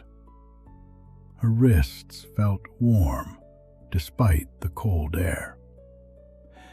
When she flexed her fingers between stitches, the tendons drew tight and released like small cords under the skin. It was then, while her hands continued their known labor, that she reached in thought towards the village and found it less distinct than before. Not gone, nothing so abrupt. The village remained in her mind as a shape. Roofs gathered below the mountain, lanes bending around the well, smoke moving from chimneys, the stream under the bridge. But when she tried to call up the color of her workroom door, the exact shade of old green paint sunken into the grain, it would not come. She saw instead a door, familiar and plain, but softened at the edges. She thought of the market on a Thursday morning and could remember movement, baskets, voices, the smell of onions and damp wool. Yet the particular call of the woman who sold eggs seemed to have drifted just beyond hearing. The needle went in. The thread drew through. The stitch settled. She reached for her nearest neighbor's face and found kindness without features. She reached for the crack in the blue bowl where she dropped thread ends and found the bowl, but not the path of the crack. She reached for the sound of the church bell at dusk and heard a bell, round and low, but not the exact old unevenness of the rope as it was pulled by the sexton's left hand. These were small things. They were also the things from which a life was made. Their fading did not wound her sharply. It moved through her with the ache of folding away a garment that had belonged to someone loved, smoothing it once more before closing the chest. Marin understood. She did not know how she understood, only that the understanding had been approaching for some time. The note had not named a cost, but the thread had carried enough for her to feel one. The women before her had known this soft surrender at the edges of memory. They had climbed with villages and rooms and ordinary voices bright within them, and they had worked until those brightnesses dimmed a little, giving something of nearness back to the sky they repaired. Perhaps memory was a kind of thread too. Perhaps close to the place where all light was woven, some strands loosened and were taken into the mend. She kept stitching. Her hands did not pause. If anything, they grew gentler. Each time a detail failed to come, she let it go without grasping after it. And in letting go, she placed another careful stitch. Workroom door, stitch. Market voice, stitch. Neighbor's face, stitch. Blue bowl, stitch. The losses were not taken violently. They drifted from sharpness into softness, becoming part of a larger tenderness that included the village, the mountain, the old needle in the rock, the shelter with its single word, the women who had come before, and the sky itself, patient above every forgetting and every remembered thing. Night deepened around her. She could not have said when evening had ended. The fabric of the sky had darkened near the repaired seam, not to black, but to a blue so profound it seemed to contain every blue she had ever known, and some no valley could hold. Stars appeared close by, though appeared was not the right word. Up here, she saw that they were not simply lights scattered across distance. They were lights held within and beyond the fabric, each one shining through its own minute opening, warmed and shaped by the weave around it. Some were white as milk poured into a cup. Some held a gold like wheat before harvest. Some glimmered with the faint red of banked embers under ash. Their nearness did not lessen them. It made each one more particular. A star beside her left shoulder trembled whenever she pulled the thread too firmly, then steadied when she eased the stitch. Another, higher and faintly green at its rim, seemed to pulse in time with the great hidden mechanisms behind the seam. Maren worked in their company. Their light rested on her fingers, making the small lines of her skin silver. It caught in the thread as it unwound from the spool, so that each remaining length carried a bead of starlight along it before passing into the repair. The spool was almost empty. When she had begun, the thread had seemed impossible to measure, wound so neatly upon itself that its length belonged to faith rather than sight. Now the small wooden core showed through the final turns. The thread there was brighter, perhaps because it had been held longest in darkness, perhaps because it was the oldest part, wound by her grandmother, or by a hand before her grandmother's, waiting through seasons of workrooms and winters and closed boxes for this final use. Maren drew it out with particular care. She would not waste even a finger's breadth. The tier was almost closed.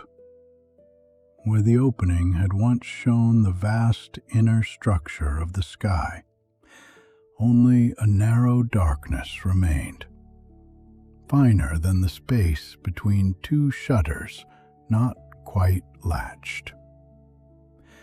The repaired seam lay behind her work, as a line of blue, slightly deeper than the surrounding fabric, visible now because it was new, though she sensed that in time it would sink into the sky and become as quiet as the older repairs she had noticed near the start.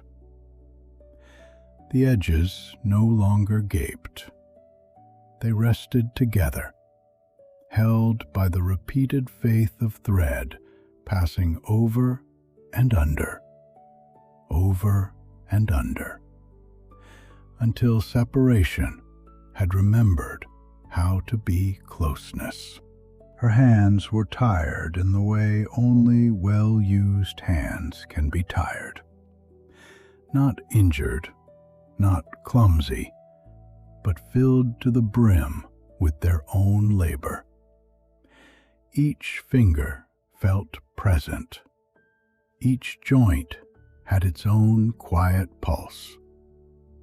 The small muscles between thumb and forefinger had grown warm and heavy. There was a tender place where the needle had rested too long against the side of her middle finger, though the skin was unbroken. She recognized the feeling and almost smiled. It was the same honest weariness that came after finishing a bridal bodice with 20 hooks, or setting a sleeve properly after 3 patient attempts, or mending a coat so that the owner would never know where it had been torn. She gave the last stitches all the time they asked for. There were 3, then 2. The first of the final 3 crossed a place where the fabric still remembered the deliberate cut. She set it deep, catching the strong layer beneath and drawing the thread through until the note of the stitch rang low and settled. The next passed through a region of pale blue so fine she could see starlight moving behind it, like breath behind a curtain. The needle entered with hardly any resistance, and Marin drew the thread slowly, slower than necessary, letting it lie flat, without twist or strain. 1 stitch remained. Marin rested before it, not because she doubted her hand, but because endings deserved attention equal to beginnings. The night around her was deep and clear. The stars watched without watching. Behind the nearly closed seam, the great architecture of light moved in silence now. Or perhaps the sound had become so complete that she no longer heard it separately. She thought of the word in the shelter, continue. She thought of her grandmother's handwriting, still sharp in memory where other things had softened. She thought of the village, not in detail now, but with love enough to contain every detail, even if the mind no longer held each one. Then she placed the final stitch. The needle passed through the lower edge, carrying the last blue thread across the last visible darkness. It entered the upper edge with a softness that felt almost like welcome. Marin drew the thread through until only the smallest loop remained, then guided that loop flat with the pad of her thumb.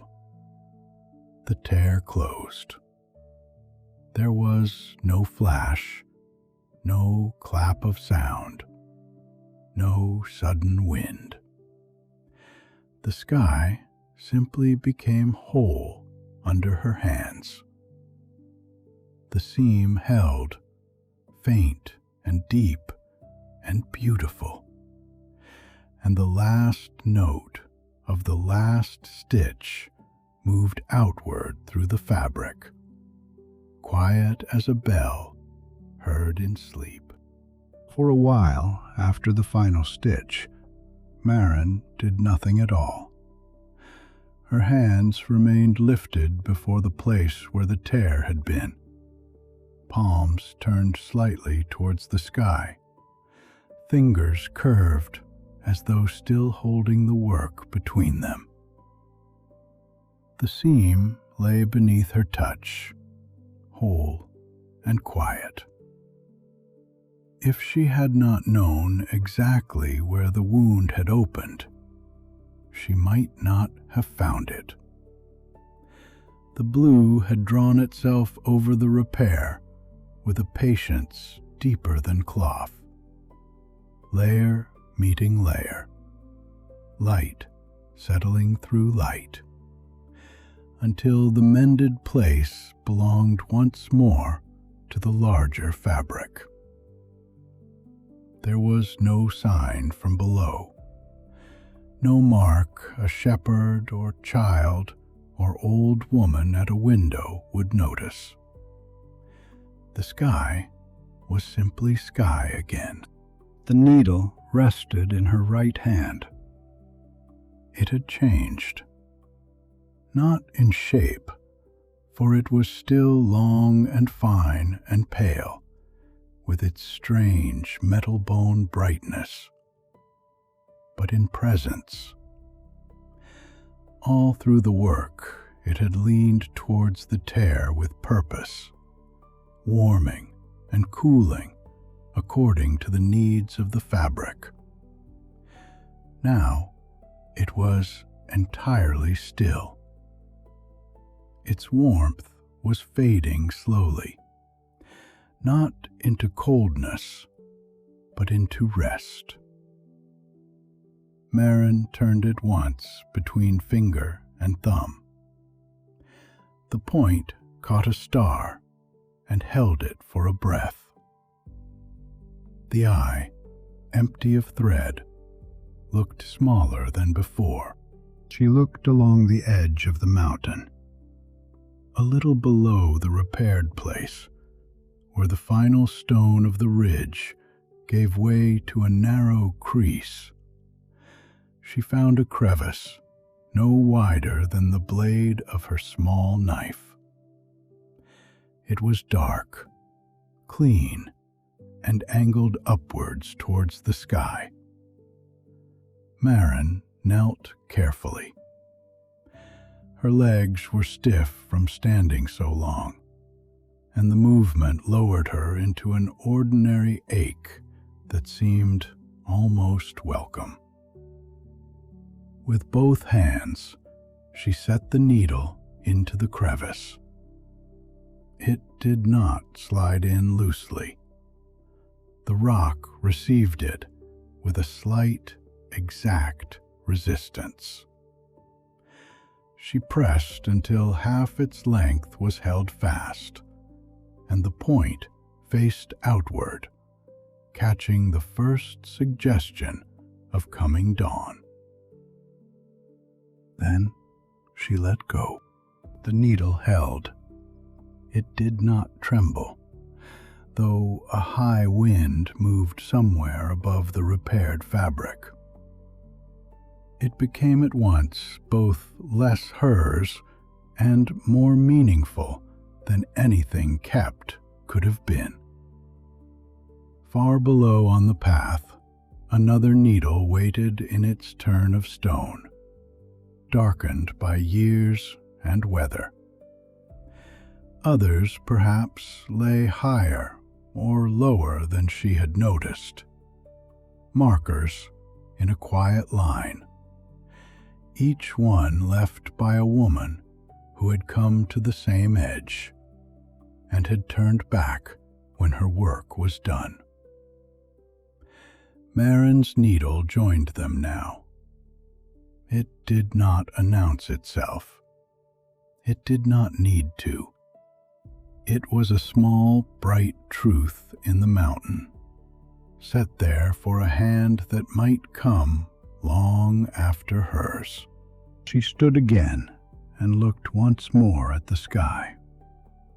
The repair had vanished into wholeness. Where there had been darkness wide enough for both arms, there was only the deep blue of the last hour before dawn, threaded with stars and soft at the horizon's hidden edge. She could almost see the seam, not with her eyes, but with the part of her that had made it. A line of care lying under color, each stitch resting beside the next, unseen and steady. She thought of nothing large. No triumph rose in her. No need came to tell the village or prove what had happened. The work was finished. That was enough. After a little while, Marin turned away from the edge and began to descend. The first steps downward were slow. Her knees felt the slope differently from the way her lungs had felt the climb. Going up had asked for breath, for persistence, for the steady lifting of the body towards height. Going down asked for balance, for patience in the thighs, for trust in the foot before weight passed into it. The mountain under her boots still had some of the otherness it had held near the sky. The rock answered faintly when she stepped, not with the old resonance of the upper path, but with a soft, returning note, like fabric settling after being folded. The shadows still lay at angles that did not quite agree with the stars, though the stars themselves were paling. Then, by almost unnoticeable degrees, the mountain began to become stone again. A ledge that had seemed woven when she passed it in the other direction was now rough and mineral under her hand. The faint vibration beneath the surface faded until there was only the chill hardness of quartz and slate. The wind lost its woven tone and returned to moving as wind moves, from one place to another, lifting loose hair at her temples and pressing her coat against her knees. Sound shortened. When a pebble turned under her boot and clicked down the slope, it clicked only once, then twice, and came to rest without lingering in the air. The light corrected itself slowly. At first, the shadows still seemed to lean towards some brightness hidden beyond the mountain's edge. Then the east began to pale, and the visible dawn took authority over the world. Stones cast their shadows where stones ought to cast them. Grass blades darkened on the side away from the coming sun. The slope, which had felt like the underside of a great fabric, regained the patient unevenness of weathered rock. Marin noticed each change without surprise. On the way up, the world had altered as a seam opens under pressure, fiber by fiber.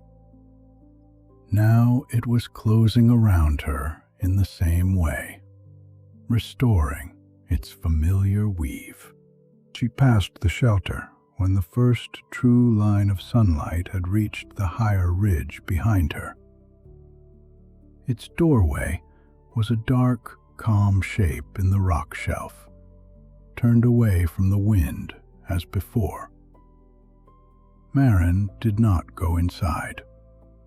She slowed only enough to look at it and to remember the dry stillness, the faded thread around the pale stone, the single word waiting in the wall. Continue. She had continued. Someone else would sit there one day, with bread in her hand and a long height above her, and perhaps the same word would steady her in the same plain way. Maren walked on, leaving the shelter ready. Lower down, at the turn where the path narrowed around the rib of stone, she saw the older needle in its crevice. In the returning morning, it was less dark than it had seemed on the ascent, its aged metal holding a dull blue gleam. She did not stop. She let her gaze rest on it as she passed, and that was enough. The needle had done what it was left to do. It had told her she was not alone. Now it stayed behind her, one marker among many, and her own waited higher up, still warm perhaps in the mountain's final stone.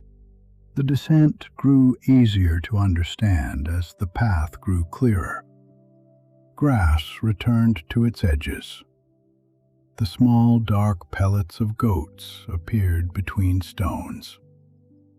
A tough alpine flower, folded tight against the cold, showed a purple tip under a scrap of dry leaf.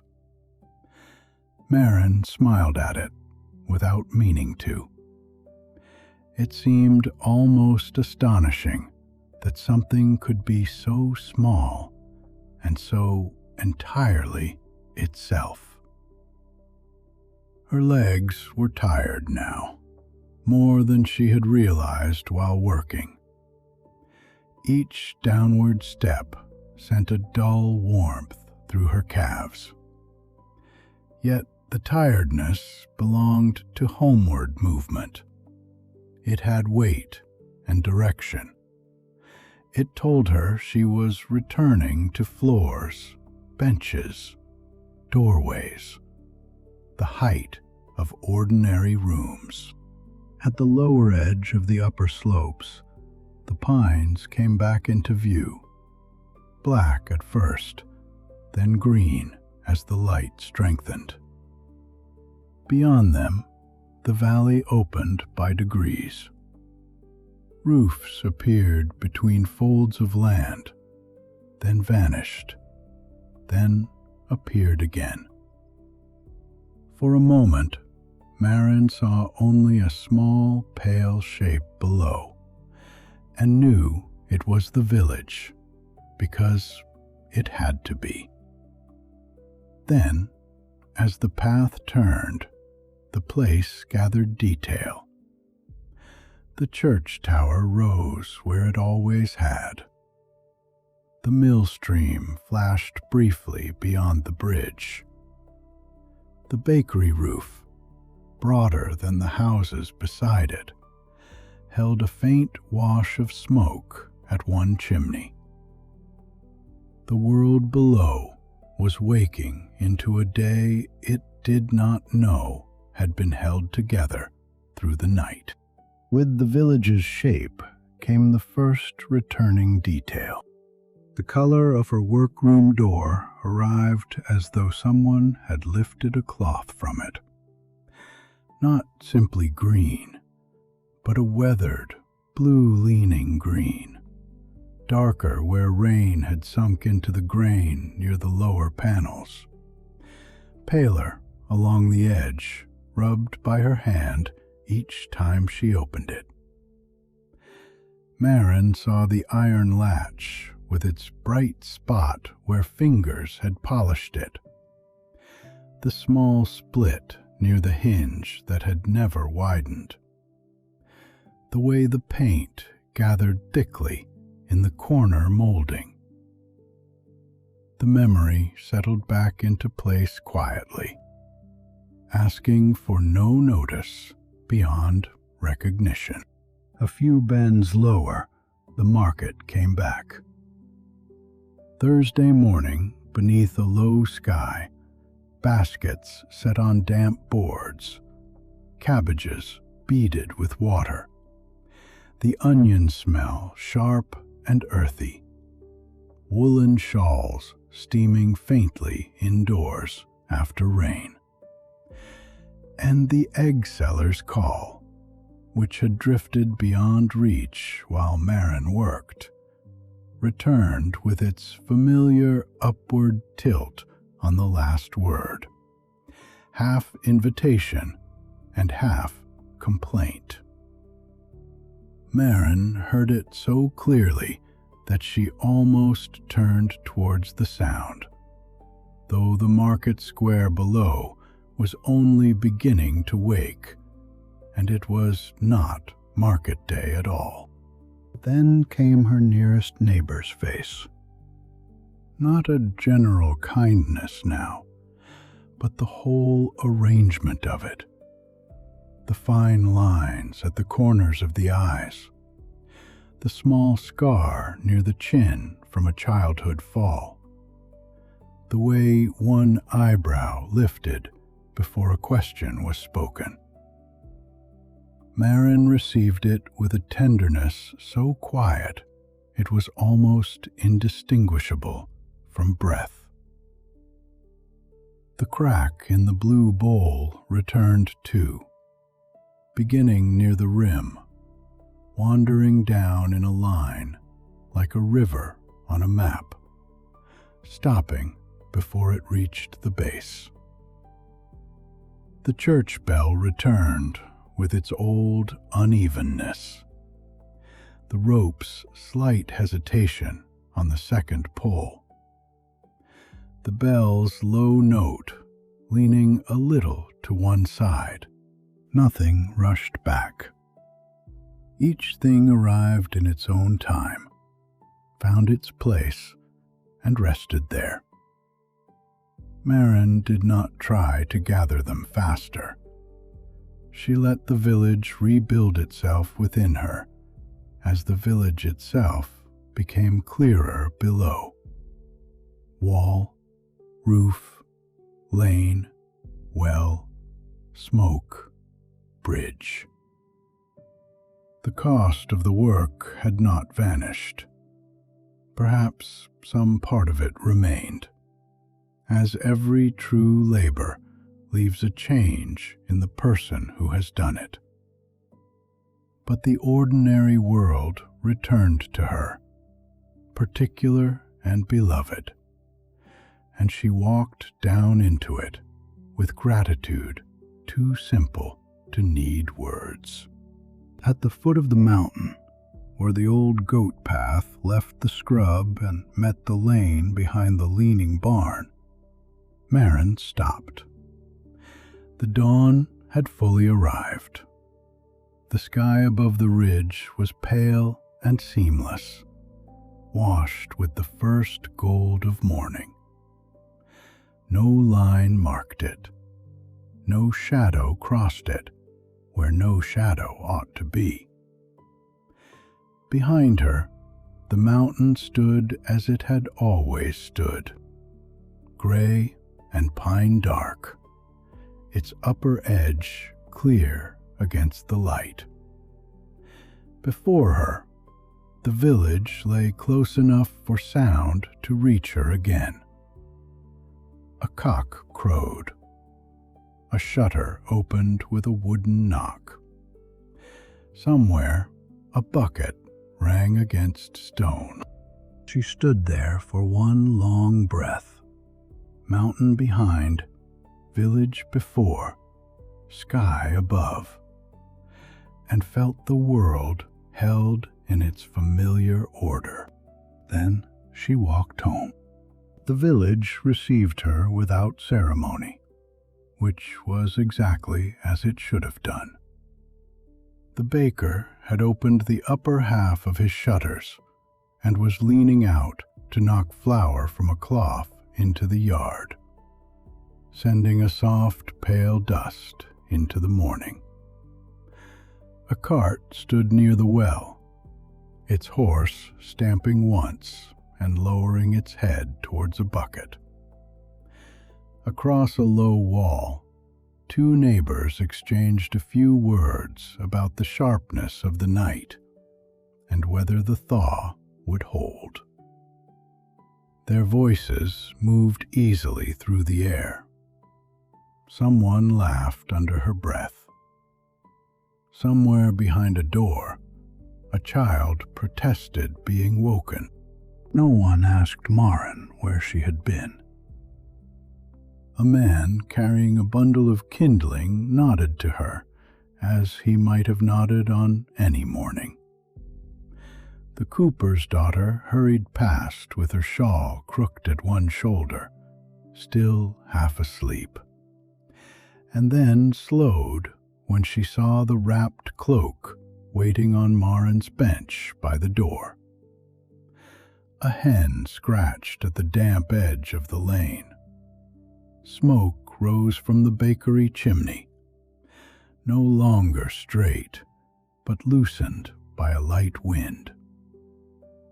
Maren moved through all of it quietly, not hidden, not marked, simply a woman returning home early with dust on her boots and tired hands inside her gloves. The smells of morning settled around her. Rye dough warming, wet stone, wood smoke, milk just carried from a cowshed, the faint sourness of cabbage leaves in the garden beds, cold iron from the pump handle. Light lay across the fronts of the houses in narrow bands, catching uneven plaster, nail heads, a row of jars left on a sill to dry. The sky above all of it was clear. Maren glanced up only once. From below, there was nothing to see except the ordinary blue of morning beginning above the mountain. It was whole, seamless, entirely itself. That was the wonder of it. She carried what had happened privately, not as a burden and not as a secret exactly, but as one carries the knowledge of a kindness done where no one noticed. The world did not need to know in order to continue. Bread would still be bought. Aprons would tear. Buttons would come loose. Children would grow out of sleeves before spring. The bell would ring for evening. The stream would move under the bridge, faithful to its stones. There was comfort in this unknowing. The village had slept while the sky was mended, and now it woke beneath that mending, as though waking had always been assured. At her door, Maren paused to touch the latch. The green paint was cool beneath her fingers. exactly the green that had returned to her on the path, worn smooth where her hand had known it for years, rougher near the lower panels, with one old flake lifted like a tiny page. She opened the door and stepped inside. The workroom had waited. The lamp on the table had burned out long ago, leaving a small curled edge of wick and a scent of cold oil. The chair stood where she had left it. The shelves held their folded linens, their cards of thread, their patient scraps of velvet and homespun. The blue bowl waited near the hearth, its crack running down from the rim in the exact wandering line she remembered. The shutters were closed, and thin strokes of light showed at their edges. On the bench by the door, the finished cloak lay ready for collection, its cord still tied, the cooper's name tucked beneath the knot. Maren stood in the middle of the room and let its familiar order gather around her. Nothing had moved. Nothing had needed to. The table bore the faint scratches of old cutting work. A pin she had missed lay near the far corner, gleaming harmlessly in a line of light.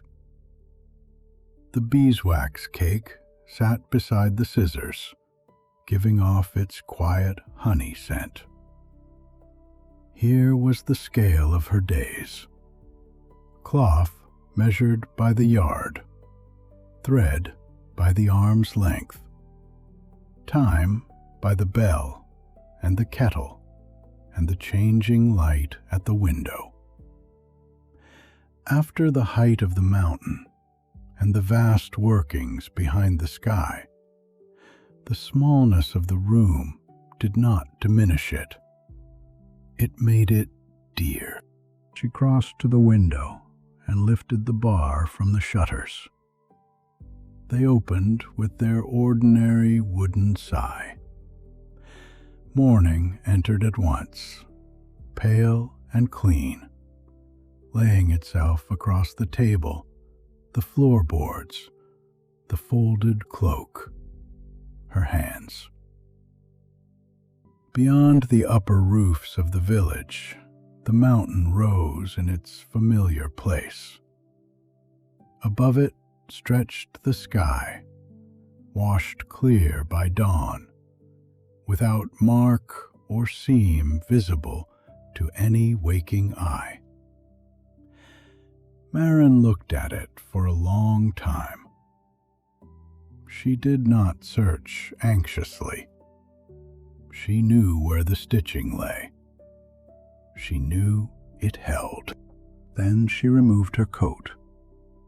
In the inner pocket, she found the empty spool. It seemed smaller now, a plain wooden thing with faint blue dust caught in the groove where thread had once been wound. She held it in her palm. The thread was gone into the sky. The needle rested in the mountain. The note remained folded in the box on the shelf. The spool alone had come back with her, light and ordinary, and changed by what it no longer carried. Maren placed it on the shelf above her table, between the beeswax and the cards of brown thread used for coat hems. She did not hide it in the sewing box. She did not wrap it away. She set it where morning and evening would find it, where her eye would meet it while choosing a needle or trimming a seam, where it would be neither ornament nor relic, but simply part of the room's honest collection of useful things.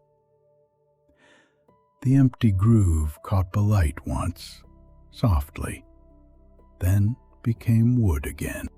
After that, she washed her hands in the basin. The water clouded faintly with mountain dust. She dried each finger with care, feeling the tenderness in the joints, the small warmth in the pads, the place where the needle had rested so long against her skin. Then she sat at her table.